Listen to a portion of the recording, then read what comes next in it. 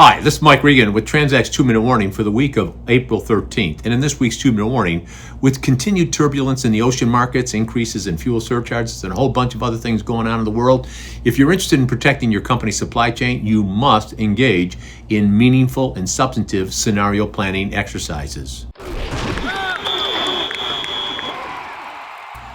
Over the past couple of weeks, we've used these 2-minute warnings to underscore why scenario planning is so critically important.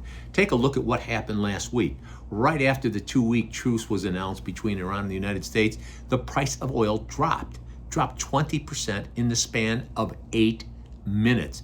Now, folks, that just underscores the fact that this volatility that we're seeing, it isn't done. We're going to continue to see more.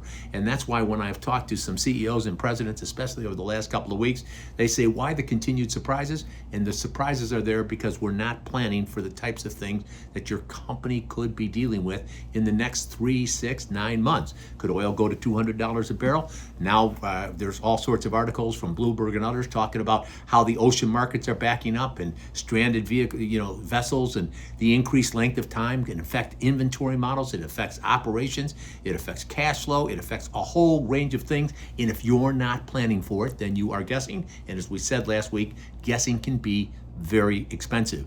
Now, on April 22nd, Yossi Sheffi is going to be joining me and Rick Blaskin for an important webcast. We're hosting this with our friends from the Knit League and CSCMP.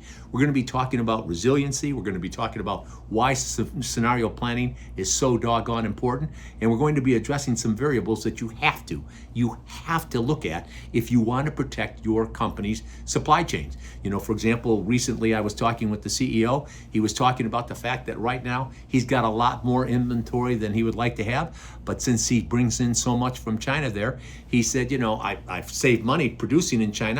I'm giving some of those savings back with the increased inventory, but at least my company is protected. With that thought in mind, is your company protected?